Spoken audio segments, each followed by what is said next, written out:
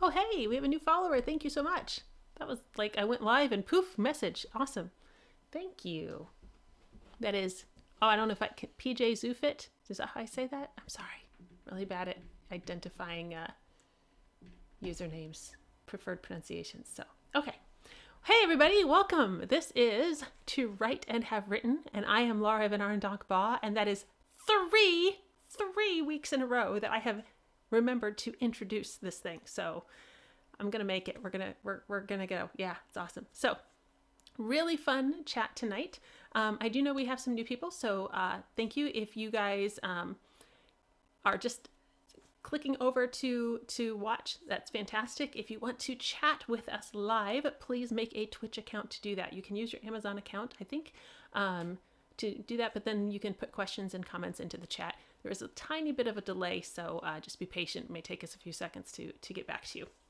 Before, a few seconds before we even see things. So, all right. So I have a really fun episode this week. I'm going to try to make most of them fun, but this week I'm really excited. I've been been trying to work on this one for a few months to get this organized. We have Connie Swaim here tonight.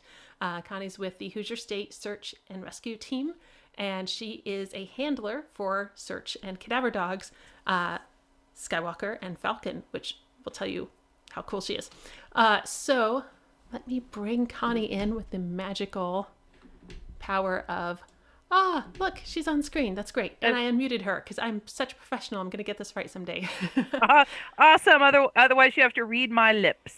Right. Well, I've had poor Carla Hoke on a few weeks ago, and I somehow muted her. Like everything was fine, pre going live. Somehow I killed her sound when we went live. So she's like writing things with a marker and holding them up, and yeah, it's great. So anyway, so feel free to throw questions in the chat as we go, kind viewers, and but we're just gonna have a great time. I've got some things to talk about with Connie, and I'm just excited that we're gonna get to have this conversation because this is the kind of wonderful, horrible topic that I love. So,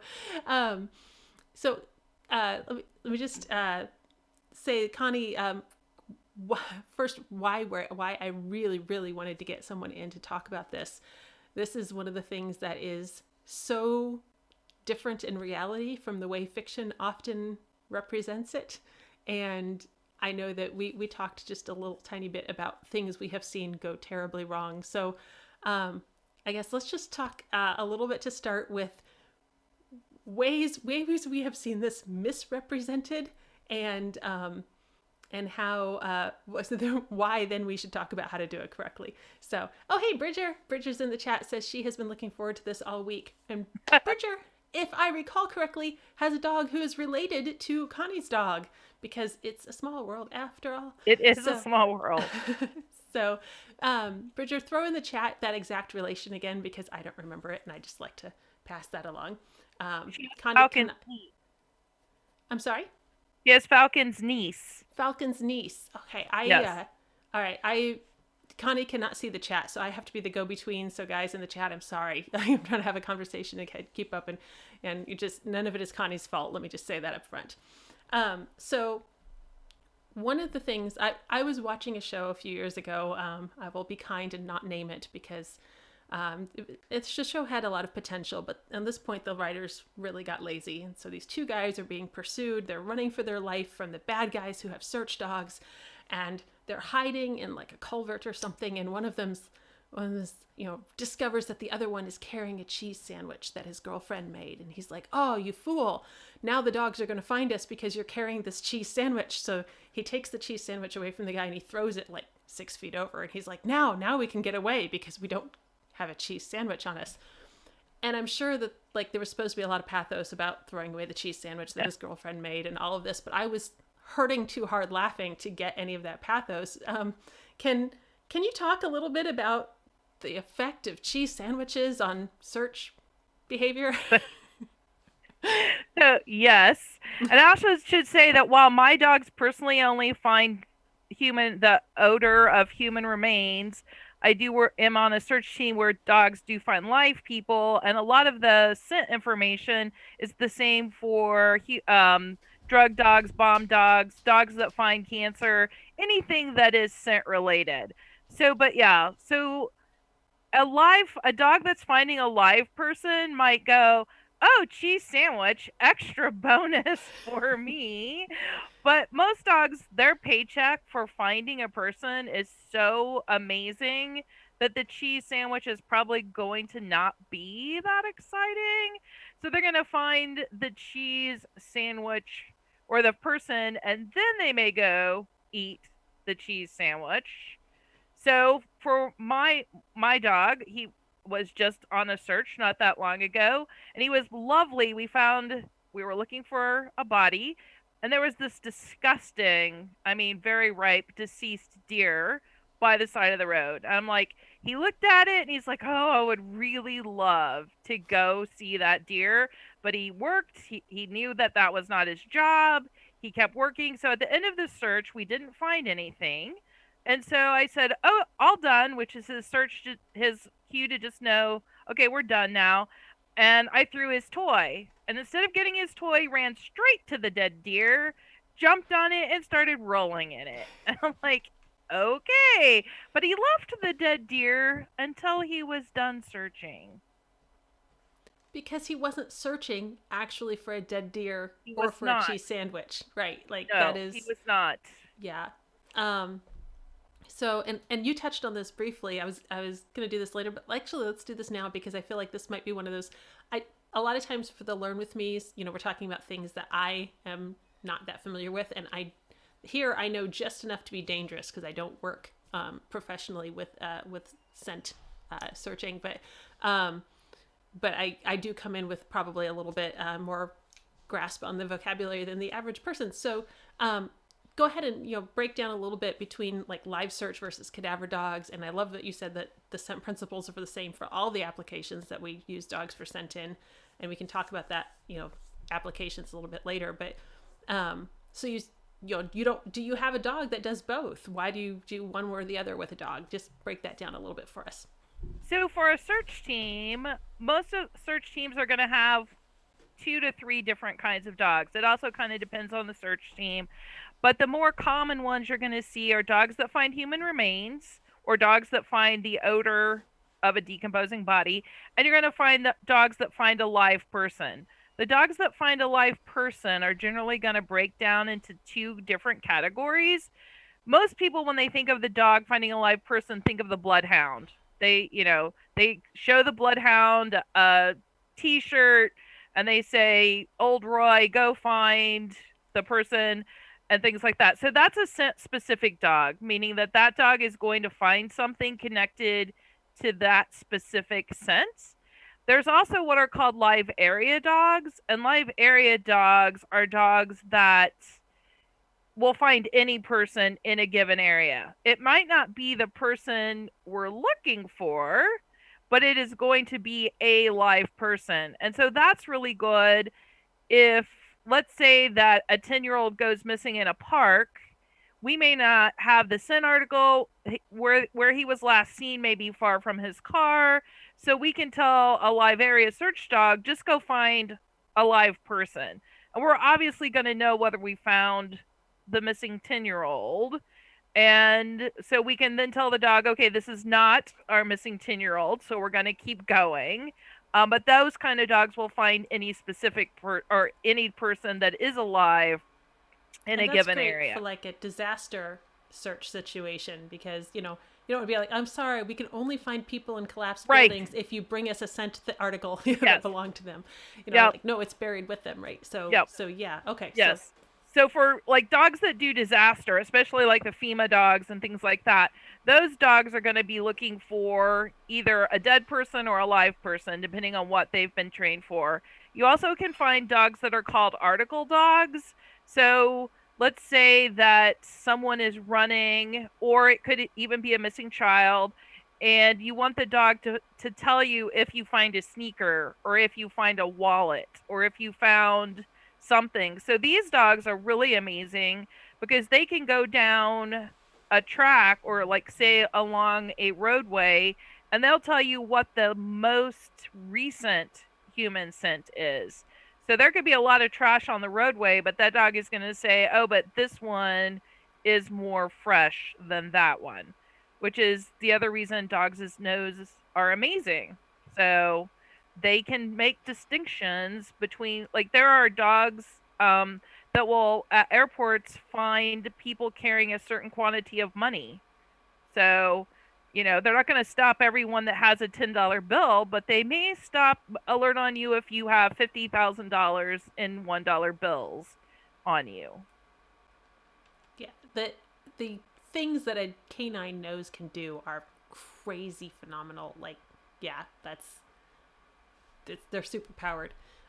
So like those would be dogs who would go down and be like, hey, this cheese sandwich was dropped by the person we're looking for. So Yes. it actually would be a disadvantage than to throw that cheese sandwich away.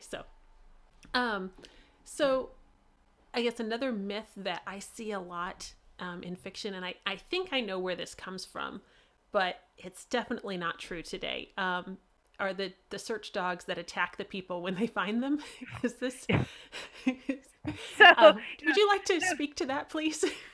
So it'd really be sad if I'm looking for a 10-year-old and the dog decided to drag him after he found him. So a lot of people, when they think dogs, they have in their mind a police dog, like what are called like bite dogs or takedown dogs. And those are dogs that are specifically trained to, the handler says, that's a bad guy, go stop that bad guy no matter what. But we want dogs that are friendly, oddly enough, to people so that they want to find the person and that they are super excited to find the person and that they hopefully won't terrify the person once the person is found. So the live find dogs I've worked with, like, they are so excited to find a person. I mean, there is nothing better in your life than to be hiding behind a tree and have a giant bloodhound come and slobber you with kisses when he finds that he has finally got to his person. And he's like, I found you, and now I'm going to slobber all over you. So so yes, we don't want dogs that are finding live people, nor do we want dogs that are finding dead people to drag the dead person away, especially if it is like a crime scene. Obviously, the police are not going to be very excited. I'm like, oh yeah, my dog found your body, but it's about 10 feet from where it was. So we also don't want dogs that think that finding the dead person also means we will play with the dead person. Right. Like that's not how that works. Yeah. Yes. And I think that comes out of, there were times and places around the world where dogs were used to search for people for, you've got dogs hunting escaped slaves, you've got dogs hunting prisoners, and then all of that got taken. That was right. Bad stuff that got taken and then fictionalized into the bloodhounds leaping at people's throats. And then, even though that's not a common image today, that cultural consciousness is still there, but that's not how. I mean, I've hidden for search dogs to find for training, and I think I've been viciously nose poked and perhaps licked on my chin. Like it's not a high risk activity. Yeah. So it is definitely not high risk. And, and we actually train our dogs, especially the live find dogs, because sometimes we may be looking for a person who has dementia or a person who has some kind of spectrum issue with, autism, anything that might make them more afraid, or even a little kid who's terrified of dogs. So we actually also train our dogs what to do if they find a person who the dog gets there and the person is not excited. So we might train the dogs to not give up if the person suddenly gets up and runs away for them, or the person starts screaming. I do a lot of scenario training with our team, which means that I try to think of really weird, may or may not be realistic kind of things where we're going to try to make it see what the dogs will do if we do X or Y. Well, yeah, you want to just prep them for all kinds of. I mean, I had a handler tell me once that not everybody wants to be found, so they have to prepare their dogs for if somebody's trying to scare the dog away from them, and absolutely, there's a lot of things to think about, and it's one of the good things about having a human remains only dog. I Right. don't have to worry about my dog going, oh, the person got up and walked away while I was coming back to Well, find you. I am a Hopefully. speculative fiction writer, so They and could.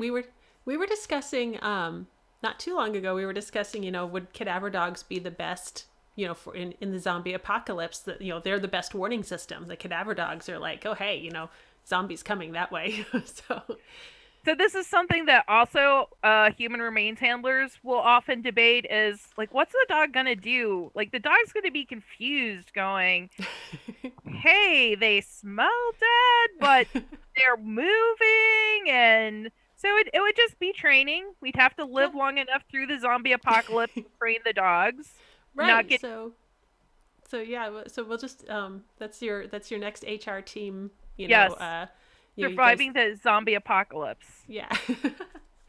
So so let's talk a little bit about how scent works.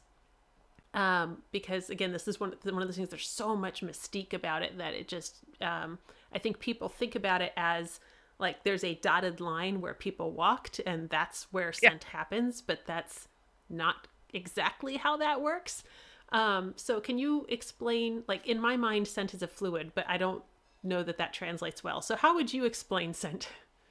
So the easiest way for people to look at it is get a smoke bomb and let the smoke bomb go and watch where the smoke goes. Throw it, like, watch what happens if it's on the water or near the water. Watch what happens if it's in the trees. Watch what the wind does with it. So you're going to notice that it doesn't just go on a line. If the wind is blowing, the scent is going to keep blowing the direction of the wind. If the scent is on the water, it may go with the current, it may also go against the wind. So you have to know all of those kind of things of how scent is working. But when you see a dog work, generally what the dog is going to do is try to find, it's called a cone. So I think of it more as a V, where the dog starts out with a V very wide at the end, and the dog starts going back and forth across the V, going, okay, I ran out of scent over here. I'm going to go back. Oh, I ran out over here. So I'm going to keep tracking back and forth until I get to the place where the scent is the strongest, or where I have odor in the strongest concentration. And so dogs have a pretty amazing sense of smell that we obviously do not have. I always think of their dog a nose as the dog's superpower. So different studies have said anywhere between 10,000 and 100,000 times heavy a dog is 10,000 to 100,000 times greater at smelling than we are. I mean, obviously we can't like just say to the dog, "Hey, what are you smelling, buddy?"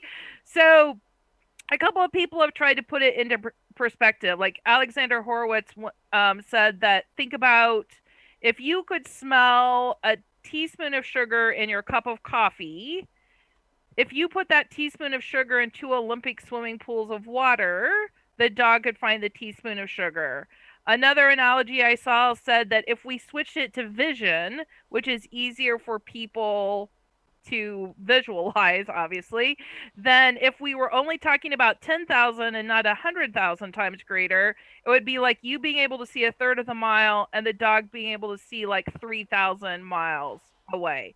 So their sense of smell is amazing. They can smell very minute things. So you're not going to smell a lot of what the dog smells. We might find a dead person, a dead animal, once it's decayed for a couple of days, especially if it's really sunny, we're going to smell the smell of putrefaction.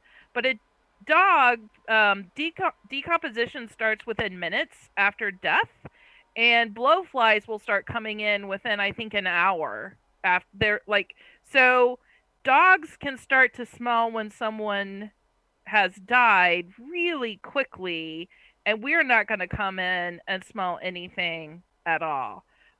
Same with drugs, same with anything else. So dogs also are really good at distinguishing what is one scent and what's another. So if you decide that you are going to hide in coffee grounds, because you're going to think, oh, the dog can't find me because I'm hiding in a giant pit of coffee grounds. The dog is still going to be able to go, oh, those are coffee grounds, and yeah, they smell, but I also smell the person that I'm looking for. So I've seen dog handlers, especially drug dog handlers, use things like coffee, gasoline, even having a dog in heat, working, having the person who has got the drugs have a dog in heat with them, because a lot of the drug dogs, a lot of search dogs, a lot of working dogs are not altered. So, and they found that the dogs will still keep working no matter what the person tries to do. We also know that dogs have been reliable on finding bodies up to, I know at least 15 feet. I've heard far more than that too, but at least 100 feet in water. So they are pretty good at finding what they are looking for, no matter what is going on around them. So the way I personally visualize this, because I'm listening to you, and I think this is fitting.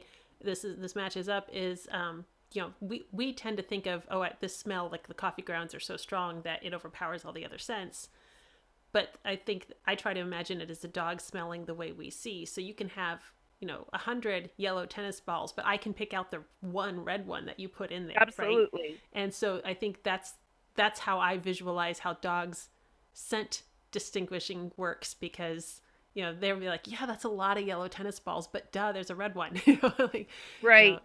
So in the chat, jumping back to when we were talking about the dogs not attacking the people they're finding, Bridger was saying that her mom was trying to tell her about meeting a human remains dog and referred to him as a cadaver retriever, which is kind of definitely not what you want in a human remains dog. And I've actually seen that in shows, although usually it's not a cadaver dog. It's usually like on something like a crime show, and they start at the beginning and someone's pet goes out and brings back a human hand or something like that. But yeah, we don't generally want our human remains dogs to disturb where the person's final there's resting. a legal process, and yes. The dog carrying off evidence is not probably not good. Yeah.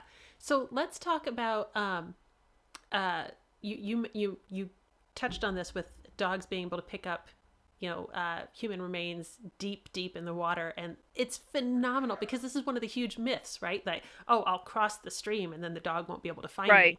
And criminals, you keep thinking that. Okay. So can talk a little bit about how water affects this, because that is that's what I see in fiction all the time. That's so wrong. So for one thing, we also have to go back to the fact that the dog is not working alone. Dogs have a handler for a reason, and I don't think of my dog as just the dog going out. We're always considered a team. So search dogs and police dogs and drug dogs, they are certified as a team, not as just the dog or just the person generally, because it's really important. So if my dog goes up to a stream and he noses around and can't find anything on the side of the stream where I am, and it's not a very big stream, I'm immediately going to go across the stream and see if he has anything over there. But if the person walks up the river or down the river, the scent is still going. This is when it gets really fun if you have a smoke bomb. Like, you put a smoke bomb on a log and watch it float down the river and watch where that smoke goes. The smoke is going to go to the sides of the river or the sides of the water, and the dog can find that scent there because it's going to be collecting. It's going to collect in the grasses, it's going to collect on the rocks. If it's warm, it's going to be on the rocks, on top of the rocks. It's going to be drawn into places, and the dog's going to be able to pick that up. So that's it's the handler's job then to go to try to help the dog. If the dog gets lost, to go, okay, where can I get my dog back where he can find the scent again? And then it's up to the dog to go, oh, wait, I'm smelling something over here. So even with human remains, when we work water, I'll see my dogs go in and they'll bite the water sometimes. It's like, it looks like they're like, I've had police go, "Oh, your dog is playing in the water," and I'm like, nope, he's like, he does play in the water for sure, but this looks very different. This is him deliberately snapping up the water and like taking it in, and you'll see him like look around, and he'll sniff down in the water, and then he'll start sniffing along the edge of the shore, and he'll track back and forth to try to find the the place where he smells it the most. And again, he can't get to it. So we worked a scene once where a person had drowned in a pond. They weren't 100% sure he was in the pond, but he had disappeared from a party. Most likely he was in this pond. So my dog is running up and down the shore, running up and down the shore. He's very interested. He keeps looking out into the water, looking out into the water, looking back at me and going, the water, go out into the water. And so finally he went out onto a dock, which is the as far out as he could get, and he gave his trained final response, or what some people call an alert, at that point as well. Because but he was frustrated. He was whining at me, and he was like, okay, I can't take you to it, but if you go out there and look, I think you're gonna find that thing you want me to tell you about. So yeah, so the water is not going to trick the dog. Pepper, not gonna trick the dog. All of those things, running through a running through a pigsty. I was watching a Cool Hand Luke bloodhound scene in preparation for this talk today. And he's like jumping fences. He's running through a creek. He jumps off a trestle. And we train for all of those kind of things as well, so that we know what our dog is going to look like if somebody decides they're going to jump off a trestle. And so you're tracking across the trestle, and all of a sudden the scent ends, and the dog is looking down over the trestle. Then I'm going to go, okay, I think he jumped off here. Same with people getting in a car. There are dogs that will trail cars because the scent's coming out of the car, and sometimes policemen will get, or handlers will get their dogs out at intersections to see if the dog can figure out what direction the car went. So it's pretty incredible. That is crazy stuff. So I've got a real quick question, and then we'll get to some of the stuff in the chat. I just want to interject real quickly. Can you talk about what scent is? Because it sounds like this vague mystical thing, but it's a physical thing. So can you identify that, and then we'll get to the chat questions. So they have identified 457 or 447 odors that make up human decomposition. So they've used there's several body farms in the United States where forensic and FBI people, they put bodies out and they watch how they decompose, so that they see what bugs come up to them, so that if they do find a body and it looks like this, they're going to know, okay, this person was out under these conditions for this long. So we know a lot about the scent of human decomposition from that. And while a dead animal, a dead anything, is going to have some of that same scent, those same odors in common with a dead person, they're not going to have all of the same odors. So when we're looking for dogs, whatever it is that we're training them to find, we want to train them to find those specific odors in various combinations. So my dog has to know that a body smells like blood and teeth and tissue and all of those kind of different things, so that he knows, okay, I'm looking for this bigger picture where I smell all of these things together, or at least parts of these things together. But they're not sure, because again, it's really hard to test how many of those odors dogs actually alert on, but they know 7 or 8 for sure. That we know dogs alert on, and we know that they are different from pigs or chickens or other dead animals. So that's the big thing that people ask me all the time is, how do I know that your dog isn't going to lead me to a dead deer, or somebody buried a cat? And we actually had a search like that, where somebody found a grave in the woods, It had toys on top of it. It looked a tad suspicious, but a dog didn't alert on it. But they wanted to dig it up anyway, and it was somebody's pet. So and we train for that. Like we use animal bones. Like there's dead animals in the woods all the time where we train as well. And our dogs just don't get paid for finding those kind of things. So the dog goes, "Yep, that's kind of like what I look for, but I never get paid for that specific picture, so I am going to ignore that specific picture." And the other thing is where when we breathe in, our scent and we breathe out, we're pushing all the scent out of our nose. But for everybody who has a dog at home, this is something that very few people notice about their own dog. If you look on the side of your dog's nose, right here, there's going to be a slit. And that's where, if your dog is breathing, he breathes in through his nose, but his exhale goes out through that slit. So he can keep breathing even when he's panting.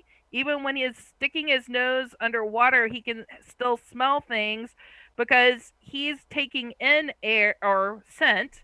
About 12% of the scent he takes in, or the air he takes in, goes through an olfactory process that we don't have. Think of it like it goes to its own supercomputer in his brain and it says, "Ooh, bunny rabbit, deer. Oh, the thing that mom says if I find it for her, she's going to throw my ball for me," and she gets really excited. So instead of the deer or the bunny rabbit, let's go look for that thing. So it's also amazing that their noses are just set up so much differently than ours, that's why scent dogs work. So we've got some questions in the chat. One is about with underwater searches. Do you do underwater searches like for a drowning victim? I think you mentioned working with something like that before. But what are the characteristics of scent on water? Is there a narrow cone? Is it a wide dispersed cone? How is it distorted by the current? That kind of thing. So people who do water searches, especially deep lakes and ponds, I am in awe of them. I personally don't have a dog that's certified on water because where I live and the kinds of cases we get, I would rarely use that. But I have friends in Michigan and other places where lakes are huge and there are unfortunately more drownings, and their dogs are simply amazing. But you also have to be a real big geek because you have to know, where does the outflow go? Is this a lake? And is there an outflow? Or is there a current through this lake? And you want to know, what does the bottom of the lake look like? What direction is the wind going that day? How long has the body been down? So your dog might alert on a log because that's where the scent might have pulled, or he might alert in the middle of the lake, but chances are the body is not going to be directly below the dog's nose at that point. So that's when you have to know, okay, what's the wind current, or what's that wind doing? What's the current in the water doing? Where is it going to? Temperature makes a big difference as well. And the big thing you have to also know is that there are some lakes that have been built on top of cemeteries. So there have been a couple of times when people have had dogs that have alerted, and then it turned out that, oh, well, there could be a cemetery down there as well. And that's one of the things I also tell people is, especially for human remains, my dog might alert if I don't see a body, or I can't tell you that that's the person that they ask me to find. All I can tell you is that my dog is giving me his trained final response and that he has found something, and it's not my job then to say whatever. I'm just going to give the police my idea of what he's doing, but all I can say is he gave me his trained final response. Because dogs also find residual odor, which means that the body could have been there, but somebody came back, or it's a zombie and it got up and walked away. So also a risk. Yeah. The dog will go, "Oh, he was there," or there was something there, but it's not there now. But I'm going to tell you what was there. Yeah, and I think, we hear stories where the dog, and I loved what you said earlier about, you are a team. It's it's absolutely, you certify as a team. It's not the dog goes out and does things. Because the dog can tell you where the scent is. The dog can't necessarily tell you where the scent came from. I have to, Right. not me, I'm not doing this, but the handler has to be, okay, yeah, the dog alerted on this log, but this log came from this dam upstream, or whatever. Right. And so that's it, things. So another question: is it true that training in a non SAR scent sport, such as nose work or barn hunt or any of those, would disqualify a search team or make any evidence from them non-admissible? So I'm not an attorney, but this is something that is bandied about a lot in like at search conferences that I've gone to. So definitely people who are on a search and rescue team, even if it's a volunteer team like I'm on, we can get called in to court for various reasons. And there certainly have been cases where a search handler's testimony wasn't got something kicked out of court, or it did not end well for what the search handler might have wanted. So we definitely want to make sure it's all basically the short answer is I should have started with this way. The short answer is it's all about your training logs. So if I can bury an attorney under paperwork that says my dog can find birch tree oil and his alert for birch tree oil is a paw touch, but his alert for finding a deceased person is a down, and that I have all of this evidence under all of these different circumstances that prove that I have tested this theory numerous times, then your chances are good that you're not going to have a problem. But the big thing is, everyone, it always comes down to I've been on some mock trials and stuff where they go, okay, well, your dog's alert is down. Does he just lay down? And you have to go, well, he does, yes, indeed, lay down.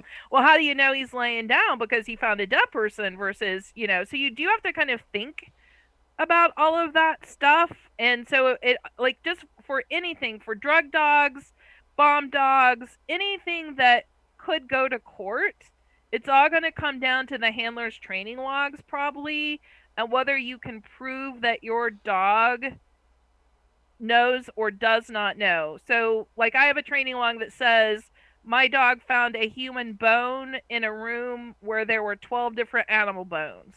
So I mean, it was a training setup, but I mean, I have that in my log. So if somebody says, have you ever done this? I can look back at my logs and I can say, well, yes, indeed. On this date, this is what happened.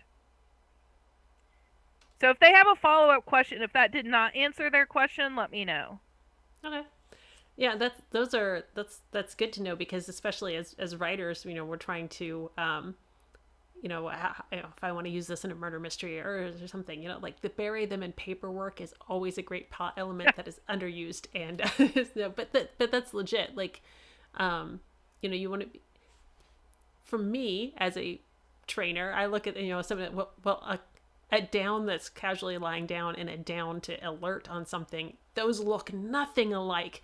But yeah, to an attorney, I said the dog lies down, right? Like, that has and so yeah, that's one of those, you need to be able to explain it to the layperson. So, and you also have to be able to talk about your dog's body language, which goes back to being a team, because my dogs, they'll do their train final response, but I almost always, I know when my dog is getting close to finding something, because he changes, his body language changes, the way he breathes changes, and when he does do his train final response, especially my first dog, Condor, I always said his alert was a stare, but I could never put that on it. Like, no one would take that for a certification, but he would just like go, oh my God, you're about to throw my ball, and I'm so excited you're about to throw my ball that all I can do is stand here and stare at you. Oh, wait a minute, I'm supposed to sit. But he would always give me that stare first, and the stare always, that was really, I'm like, oh yeah, he found something. Oh yeah, there he just sat. So, so going back to like really common myths, another one that I just like because it's so wrong. And I've read stories where it backfired because the bad guy, believed the myth that you could get up high and then the dog couldn't pick up your scent. So do you have any stories or Well, examples of that, or just? you actually have proof on your phone of a person hiding in your barn, in your hayloft, and a bloodhound finding him and looking directly up at him. So we train for that for both live people and people who are deceased. So a certification I just did with my dog. I think the on the certification test, on one of them, the hide was up 10 feet. And so my dog actually alerted maybe 5 feet from there, but pointing directly at it. So the scent had come down, it followed a log. The heaviest pool of scent was right there, but he was actually looking. So, had a real dead body been in that tree, I could have looked over and said, "Oh, my dog alerted here, but actually, if you look over there, there's a guy hanging from that tree." So, and again, most of the time, it's about reading your dog. So I've had scent problems where it's been in the ceiling. I've had scent problems where it's been 15 foot up on a wall, like on an electrical outlet that was really high, and the dog is like climbing the wall and sniffing up and down the wall, and he finally just alerts as underneath the place where he is smelling the scent drop, because scent's going to go down. It doesn't just go up into the air. It is going to drop down underneath where you are hiding. So you get a bad guy who runs and he climbs the tree because he thinks that's Yep. what's going to get him away, and he doesn't realize he's making it basically a Yep. lake of scent underneath this tree. So I actually, when I was a general assignment reporter, I covered a case of a guy who escaped from jail, and he was actually captured by cattle because the farmer noticed that all his cows were out in the field looking up into a tree, and the person, like the cows, were like just standing around this tree staring up, and they would not leave. And the farmer knew the guy had escaped, and he called the police, and the guy was up in the tree. The cows were all like, "Hey, what you doing up cows there?" were like, this is the most interesting thing that's happened all day. Yes. Like, yeah. So all right, we have a question about what dogs, are there certain breeds that are favored for this, and roughly how long is the training process to, from start to active deployment? So any dog can smell. So that's the big thing. People always go, "How do you train your dog to find things?" And I go, "He already knows how to find things.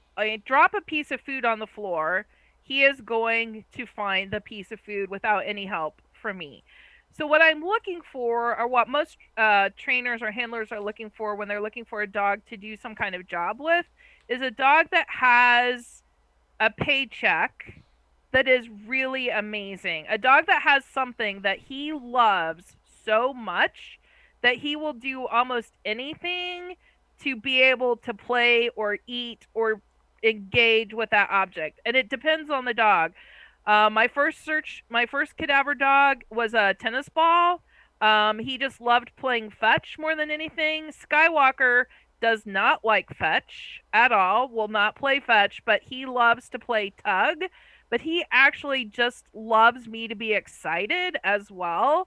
And Falcon, my dog in training, his is definitely back to the tennis ball. He just like, if he goes, he will do anything to go, "Will you throw my ball for me?" So the first thing is, you want a dog that has some kind of a reward system that makes him want to go and run for possibly hours and jump on things that are kind of scary. The other thing is, you do need a dog that is pretty rock solid in terms of going and that novel stimuli don't stress it, because one thing I've learned being on a search team is you can absolutely not train for real life, because you, like, I was on a search and they go, "Can you take your dog up into the haymow and search, and by the way, there's a bunch of goats up there."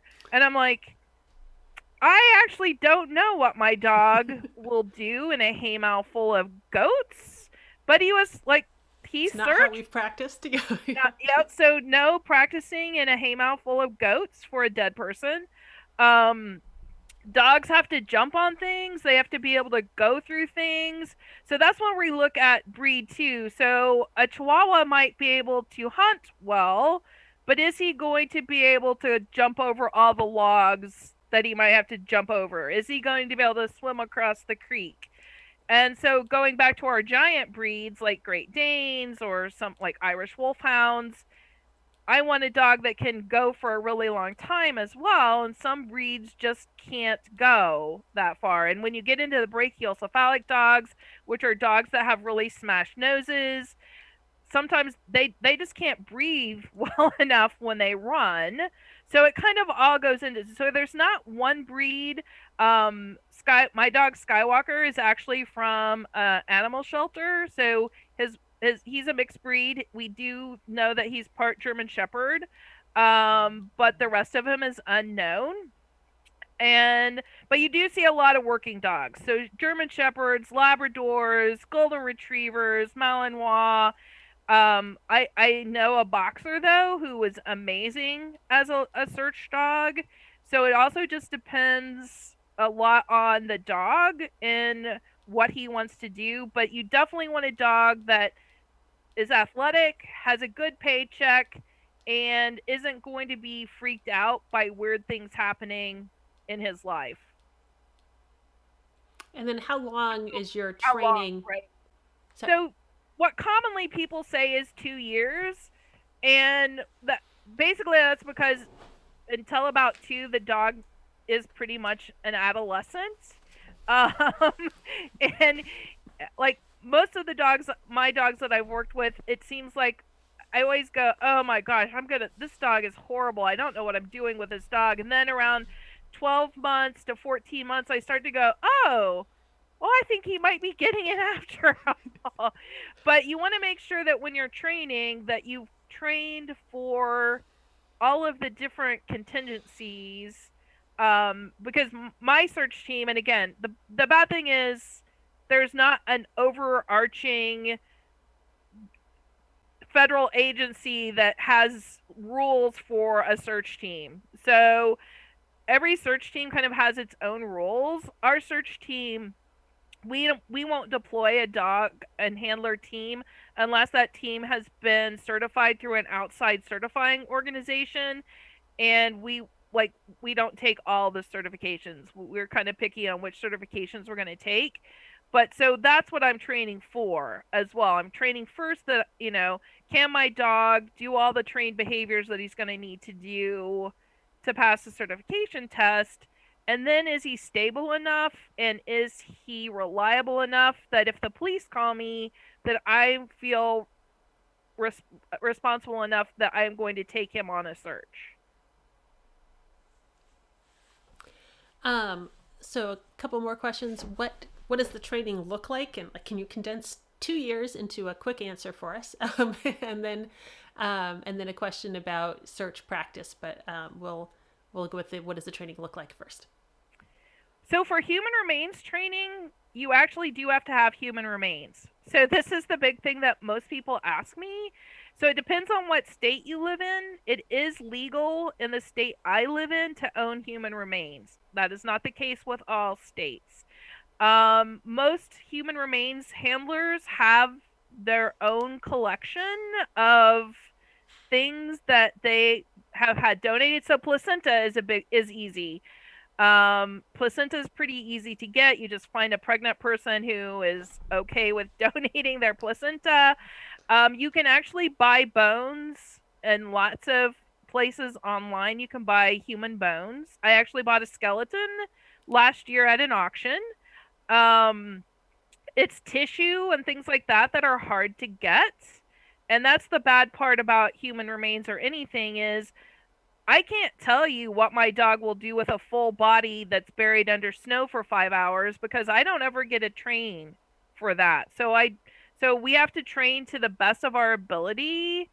But definitely you do have to have for human remains, you have to have like some place people will use pseudoscent, which is a fake scent that supposedly smells like human remains.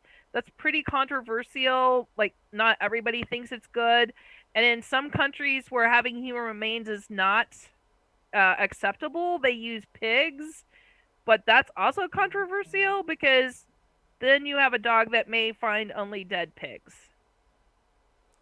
And I'm going to mention real quickly because I think this is one of those things that, like, unless you geek out about dog noses, you wouldn't think of this. But perceiving a small amount of scent and perceiving a large amount of scent, like you said, like you're hunting, you're trading with this, but then there's a whole body under the snow.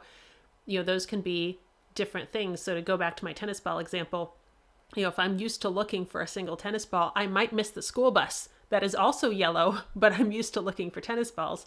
And so I, just wanted to throw that out because that's something that,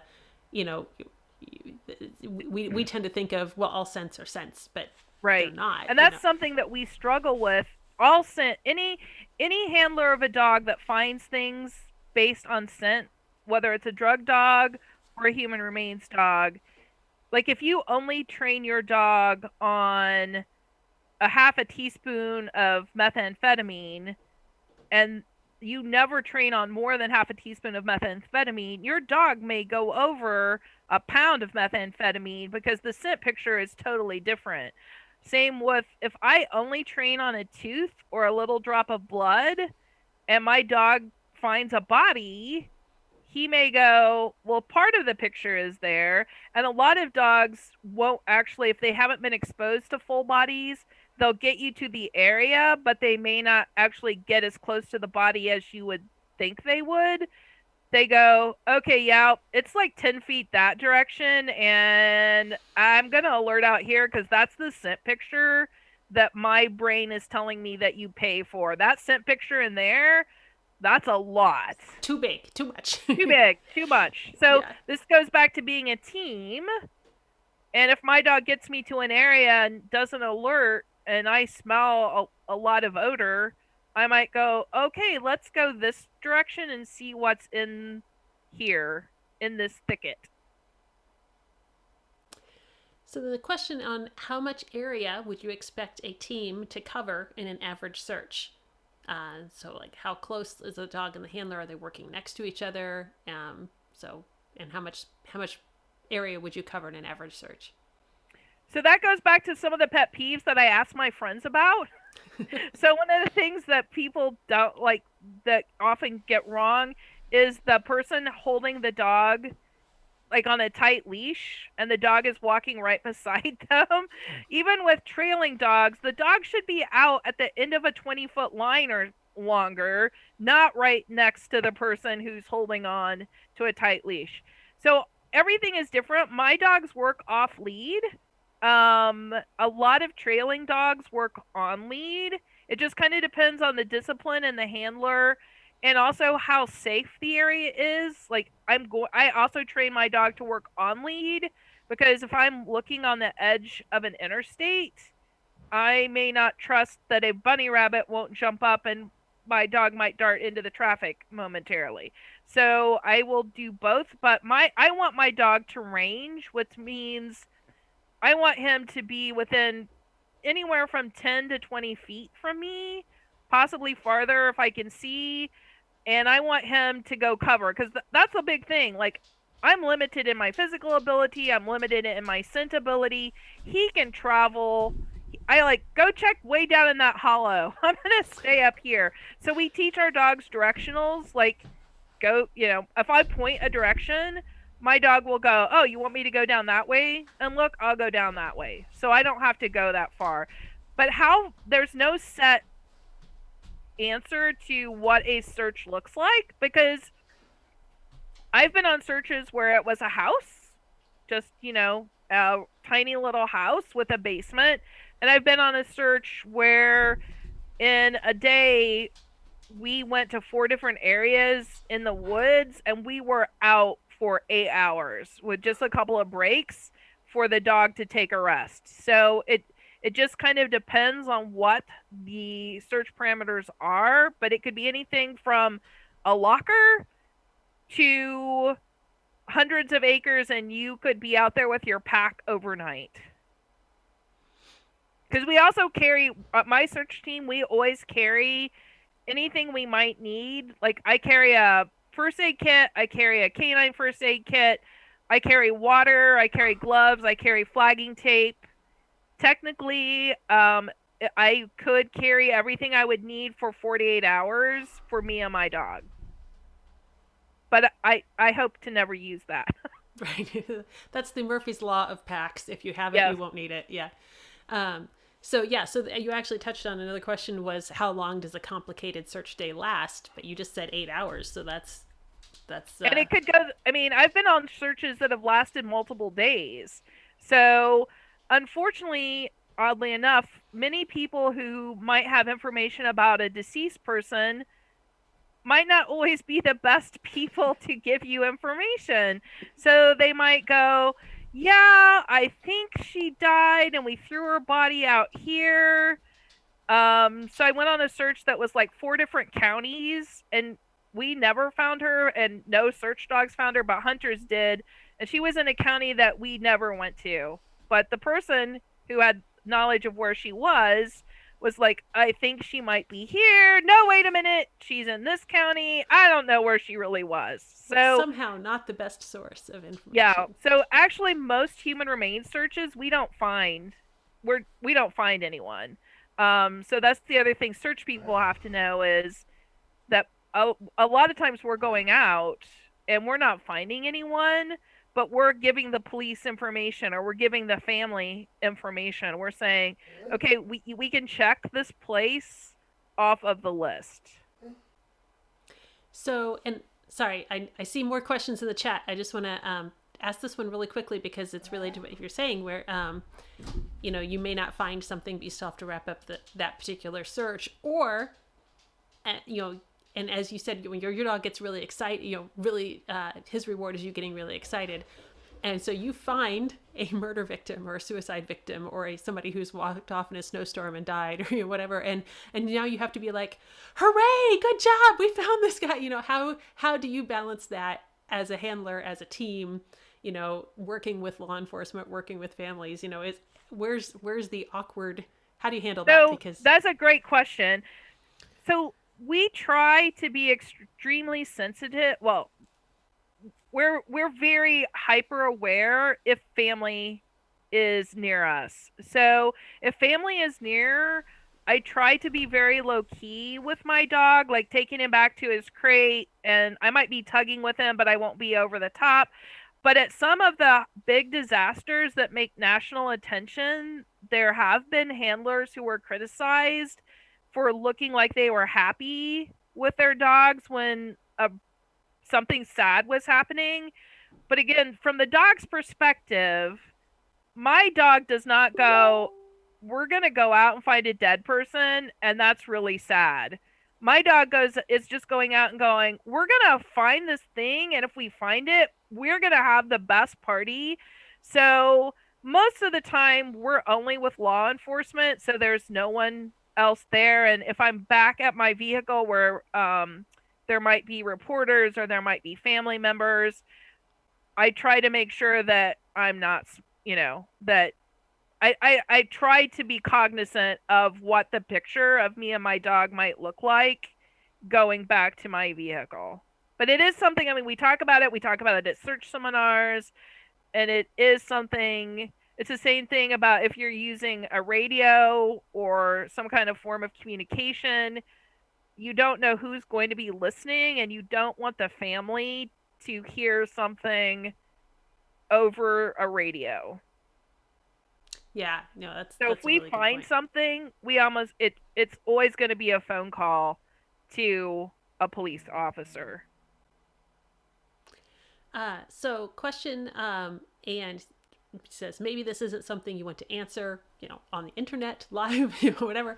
But for context of writing believable story, what, if anything, could trick a tracking team? So again, it you would have to know a lot. Like, I could see it would be easy to do a crime novel if you knew the search people and you were on their team. You would know how to trick them because you would know what their dog or handler weaknesses were. But if, again, So you need your murderer to be part of the team, so he Yeah, knows that which is what that I think dog about all can't the time if handle I was this gonna problem. write. Yeah. Yes. So, um, so for human remains, pigs don't leave much behind. So it would most dogs aren't gonna find much. There could be blood, in there. I know, like, so I'm trying to think of what could be.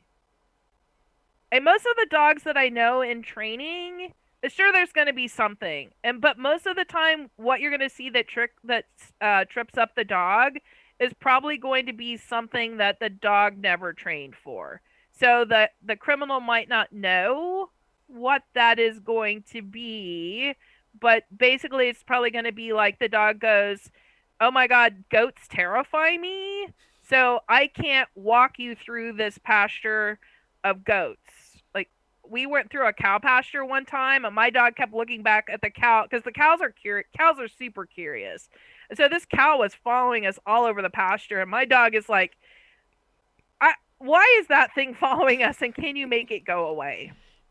It's So very those hard are to the concentrate while it's staring at me. yes. So those are the kind of things that are going to probably trip a dog up, more than just like saying, "Yeah, use Tabasco sauce," which is not going to necessarily trip the dog up. Or if you set up, I'm just brainstorming here, like if you set up a problem, like we said earlier, that the dog can tell you where the odor is, but the dog can't tell you necessarily all the points about where it came from. So set up something where it's a thought problem for the human team. So the dog says this log smells, but it's not clear where that log came from, or something. Right.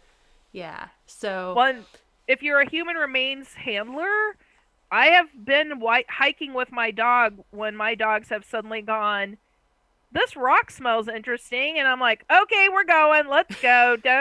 Don't see anything, we are but off the clock. We're not addressing. yeah, Yeah. Yeah. And I know I have someone I knew with an HR dog. The dog would alert on their walks, for several months, and she did the same thing. Like, nope, we're not discussing it. And then the spring thaw came, and they found somebody, and nope. yeah, so that there happened. There's your story hook. There's your opener. Yep. So yeah. So you told me the most amazing thing while we were prepping for this. I had no idea that trees could pick up cadaver scent. Like, can you talk about that? Because I'm sorry, that's crazy, and it's going in a book somewhere. So it does make sense if you think about it. It does. Tree I just has hadn't ever roots. thought about it. Right. So the tree has roots. So let's say that somebody buried a person 5 years ago. And in those 5 years, the vegetation around that home is growing, including the trees on the tree line. So you get there, and especially let's say someone put a building on top of where the body was, like they built a garage or something. And then you've got the dogs, and they're like going around, and you can tell that they've got sense, but they're like climbing a tree, and you're going, "Okay, I can see to the top of this tree.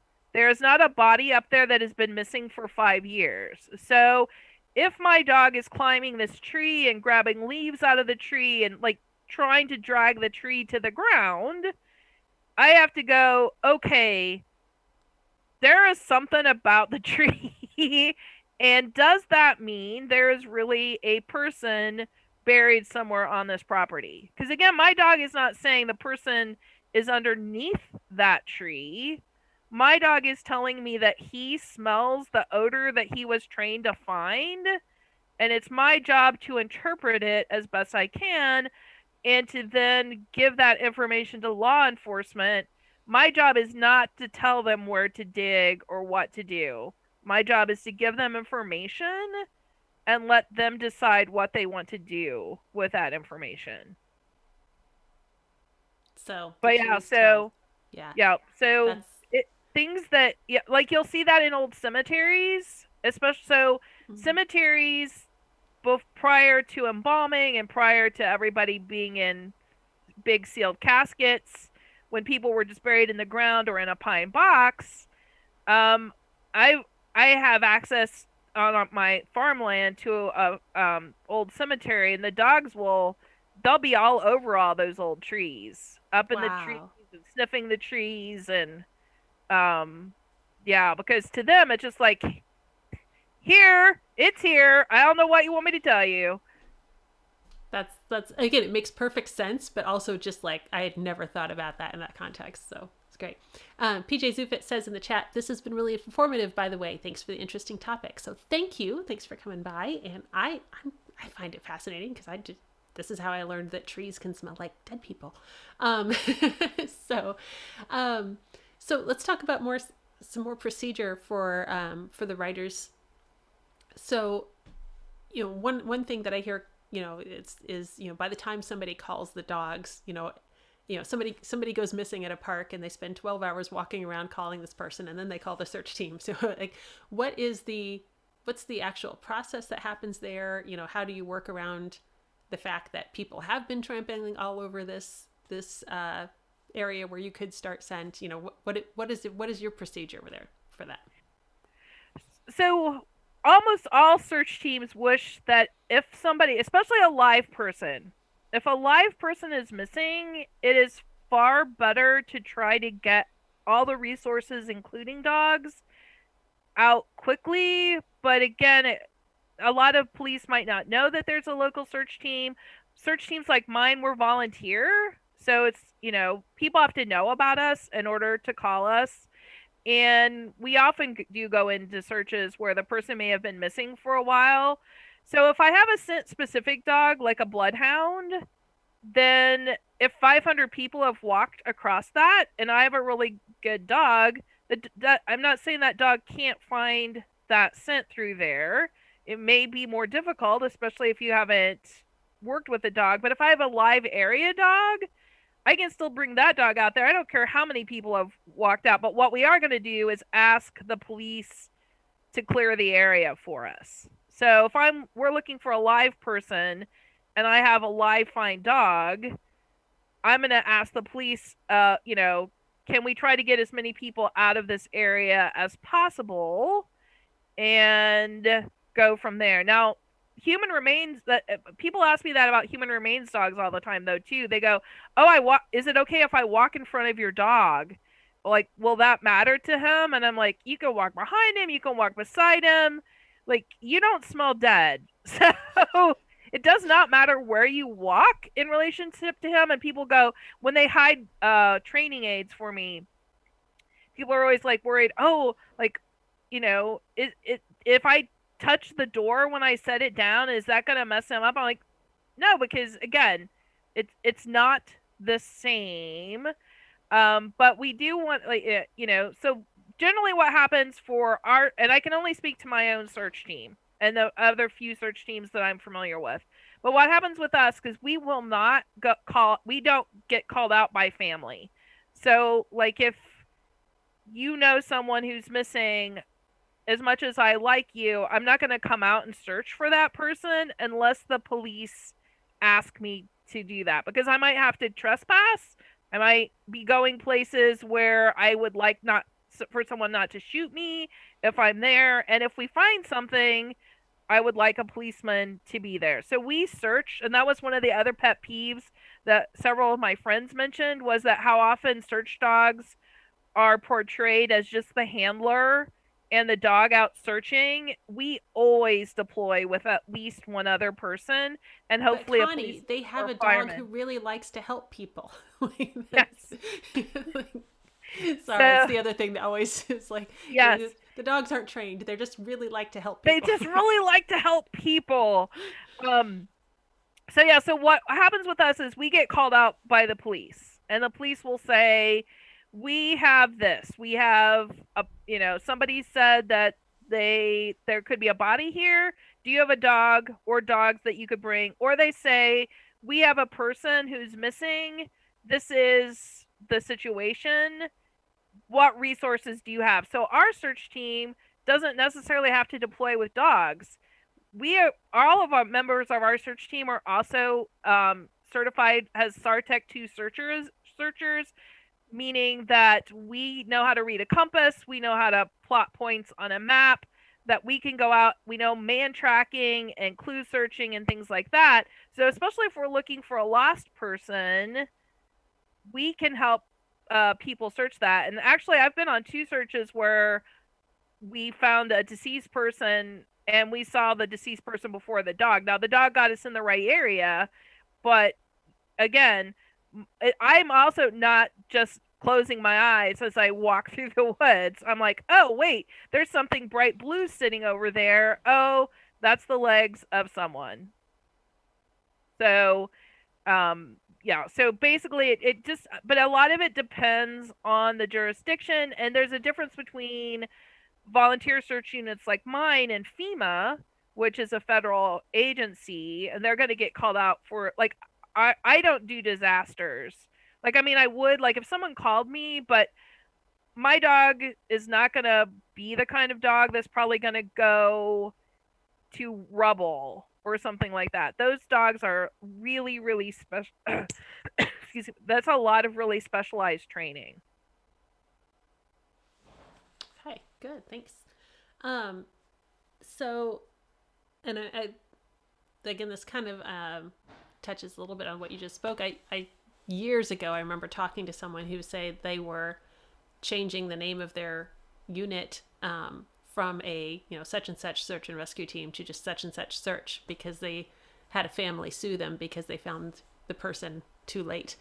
And they're like, well, you say rescue in your name. And I'm like, oh my gosh, like, I understand you're upset, but like, as you're talking about, being a volunteer team, and I know, like, you buy all your own materials and you pay all your own costs and, like, just things. So I want to ask, what can people do to support search teams? There's a lot of search teams in the country that could use a little boost. So Yeah. what So, would you like us to do?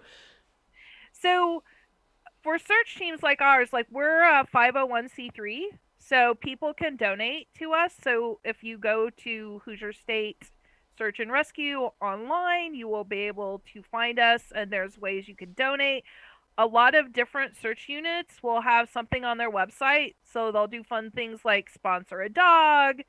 But it is, we, like, everything that we do on my search team, we pay for ourselves. Police don't pay us.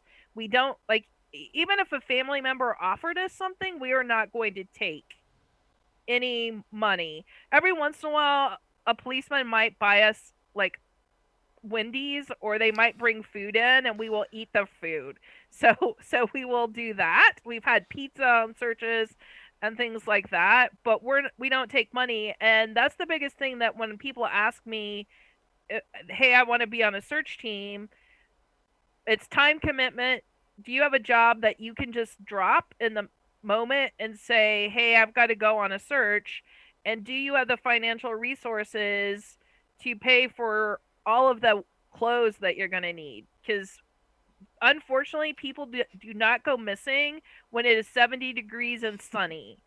They Right. just, I mean, they might, but chances are good that it's going to be 95 degrees and I'm going to be slogging through a cornfield. So this past summer, when it was like the 3 hottest days we had all summer, I was walking through cornfields and it is miserable. I was hot. I was itchy. My dog's tongue was hanging all the way out, and we search when, as long as it is not dangerous to the dog or to us physically in terms of a serious danger, we are going to search. And so you have to be prepared and have the right footwear. You have to have the right, which is another thing you see on at least television shows, or, like, people are, like, always wearing the wrong shoes. Like, you are not going to go out searching without really good shoes on.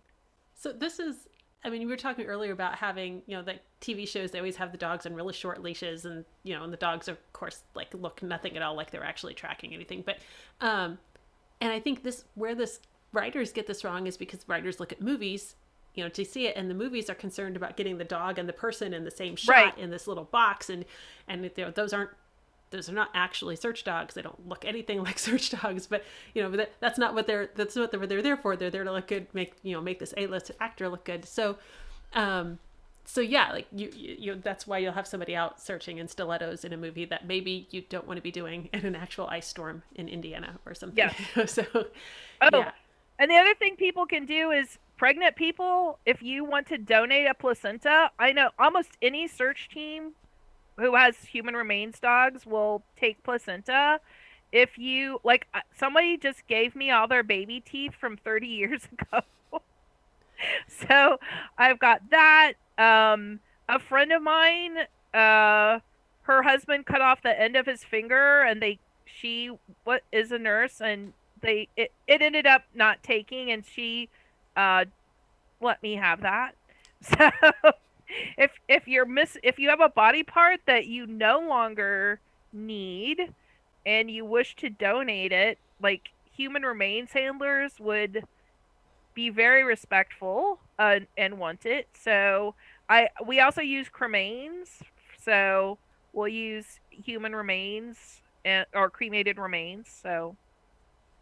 And that was something that I learned when I was training with you guys the one night on another request for search dogs that I had never thought of, but people like in the big wildfires or something where houses have been lost, and so they're looking for, okay, my wife's ashes were in this house before it burned down. Can you go through all the ashes and find the ashes? And that's just something, again, I had never thought of, but that's another great use for those dogs to be able to separate out and get the family back. So yeah, so okay, so we can donate money, we can donate body parts we're no longer using, all these things. So the other thing is people who have places for us to train. So as I know Laura knows, especially, it's actually hard to find places where nobody cares if a bunch of dog people show up. It's really hard to find buildings, especially now during COVID, where people will let us come in. So we always are looking for places that are realistic as well. So we're always looking for property where we can train, buildings where nobody would care if we came in and we promised to pick up any. I mean, our dogs are pretty well housebroken, but they are dogs. So. But any kind of thing like that, we're always, like, most search teams like ours too, if you want to come out and hide for a dog, we always love to have visitors. I always tell people, you're not going to be hiding for my dog, so don't worry. Because people go, oh, can I hide for your dog? And I'm like, yeah, that would be problematic. Because he only finds dead people, so why don't you hide for one of the live find dogs instead? So in the chat we have PJ Zufit saying, "Yay, you found the mutilated body! What a good dog!" The whole thing about trying to manage that. Yes. Bridger asks a great question. In a search where you don't find anyone, how do you reinforce for hours of work when there's no odor to alert on? So dogs are just freaking amazing, is what I say to that. So when I get done with a search, I will reward my dog back at the car, or if I know I'm done, I have a signal. I just go, I usually, it doesn't matter what you do, but I cross my arms and I go, all done. And I say it in a voice like that, all done. And the dog is like, okay, we're done. So the game is over, and we train. So when we do training, we don't always let the dogs find things at training either, because so that goes into a dog that could false alert. So if you have a dog that thinks that there has to be something in the room and he doesn't find it, he's going to just say, well, I'm going to try this and see if you throw me my ball. So you have to train for that. So it's called having a blank. So we'll set up lots of sessions where the dog goes out and doesn't find anything, but he still gets his toy. So, or he still gets some kind of reward. It kind of depends on the handler, what they do. I know some people will set up a problem at the end. If it's a live find and they don't find anyone, they'll ask a friend to go hide behind a tree, and they'll let the dog find someone. Those kind of things get into controversy over people can be very strong on one side of that fence or another of what you do with your dog at the end of a search. But what I do with my dog is I just go back to the car and we have fun and we still play with your toy because he knows we didn't find anything and he's just like, okay, well, we're done and I don't need to keep looking. But I also want to make sure that my dog knows that he doesn't have to always find something because that's the real being realistic. He's not always going to find anything, and chances are good he's very rarely going to find something on a real search. Do you train in your team? Because I know some will train I don't know, like an anti-alert, meaning I have checked this entire room and there is nothing here. Yeah. Right. So there are people who will train. I call it all clear, meaning that the dog says, I searched it and there's nothing there. Some people will train that to be a very specific cue.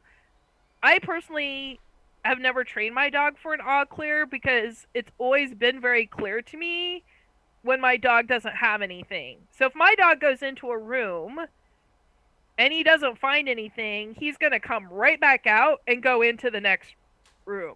And he's just going to keep going in and out of the rooms because he just tells me. Or if we're out and we're searching a wilderness area, usually we're searching a specific area that someone has told us about. And if we clear our area and my dog hasn't told me there's something, that's his way of telling me it's clear. So an example, I was on a search not that long ago. It was along a river, and I kept sending my dog into the brush down to the river. And after a while, he's just like, okay, I'm going to go stick my nose down there, but I'm telling you, there is nothing. There is absolutely nothing down there. And he was just like, even though I don't want to like give him human characteristics, sometimes he looks at me and he snorts and he just looks at me and I'm like, he's just going, I don't know why you're like, just trust me, okay? You do know I'm the one with the nose, right? Yeah. Like you are aware. Trust me that I don't need to go down there. Cool. So PJ Zupe asks in the chat, and I think this is going back to, sometimes you find things, sometimes you don't. It's like, so you just have to get lucky on, do we reinforce the dog or not? But you're saying that there is going to be a reinforcement opportunity. It just might come for going back to the car rather than for the find. Right. Okay. Yeah. And again, too, we're looking, these dogs have, when you have a working dog, and especially a dog that you train with a lot, these dogs are a partner. I mean, they really are a partner. So they pick up a lot on your emotional response. And like, it goes back to, people always ask, do you say a word, or do you have a cue to tell your dog to go find someone who's dead?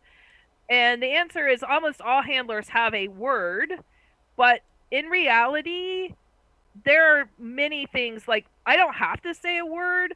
My dog knows that if I have on my search hat and I put on these special boots and we get out and there's a bunch of people and police cars standing around, like, his energy changes immediately.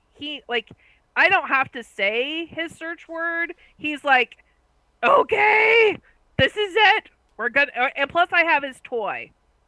So all of these things work together to cue him that we are going to go play the game that I have trained him to play. Great. Yeah. Context, man. So Bridger just put in the chat this thing that totally derailed my line of thought. And so I will share this. It says, oh man, the pigs to dispose of the body and the criminal should be on the search team to know the dog's weaknesses just perfectly collided with a story that I heard recently from a friend about their whole team of certified working HRD dogs who all alerted on a package of sausage from a Craigslist freezer dump. I probably would pass on that sausage. Just going to say. Yeah. Yeah. No, that would probably not be good. We don't want that sausage. No, we don't want that sausage. No. Oh my gosh. Yeah, that's there was a story, and I'm not going to remember this. It's been a few years, but a guy who owned a pig farm and was a murderer, and that's how he kept disposing of, I think he killed several people, and that's how he kept disposing of things. And I want to say they actually did track some of it through sausage. I don't know, but yeah, just don't eat that. So okay. So I'm gonna open up the chat. Any last questions for Connie? Another thing I wanted to ask Connie: what makes people? I know that stress or exertion can make people easier to track. You're actually shedding more scent. Is there something that would cause more or less scent to come from that we can borrow for our fiction? That is a good question. And based on what I've seen from dogs, they're pretty good at finding you no matter what you're doing.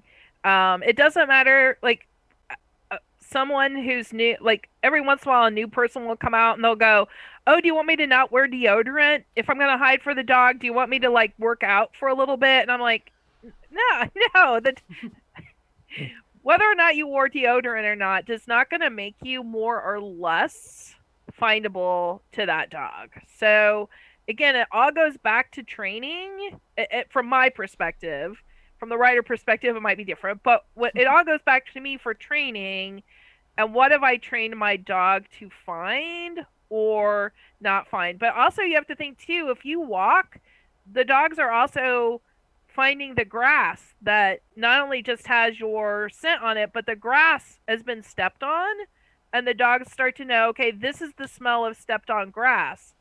So that has a scent all of its own. So all of those things form a giant picture, I think, in the dog's brain, and he's like, okay, this is the picture of what it is. And for search teams, and the same for drug dog handlers and anything, the other thing you have to be careful about is not to always train with your training aids in the same type of container. So PVC pipe is a big one for for a lot of different scent handlers because it's easy. You drill a hole in it. But if all you do is train with that, then you'll see dogs will alert on PVC pipe, or they'll alert on glass jars, or they'll alert on the latex gloves. So you do have to be really careful that you don't associate things you don't want your dog to alert on with the scent that you want your dog to find. It's a really good point. So, okay. We didn't get any last questions in, so I think that means we've answered all the questions, or everybody's busily scribbling ideas down about zombies who join search teams to throw people off. We've gone an hour and a half, which I think means we had a good time. So Yay. Thank you so You're much, welcome. Connie.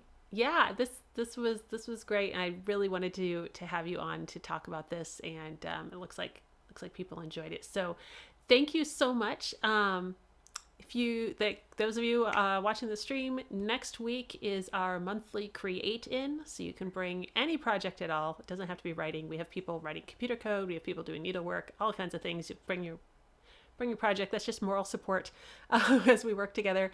And then after that, we have a field trip, and then we will start off the new year with some more business related topics. So, all right, and so that is. That's what I got for tonight. I've lost my mouse. Hold on. Someday I'm going to get all my text sorted. So that is it. Connie, thank you so much for joining us, welcome. guys. If you check Connie's URL there on the screen, and you can hop from there to her search team's webpage as well. And so you can tell them you have teeth or placenta or, or money, or, that uncle you never liked who wouldn't stop at Thanksgiving, whatever, We asked few questions. Yeah. So, all right. Thank you guys so much. Connie, thank you. Hey, everybody. You're welcome. I will see you next week. Take care. Okay. Bye.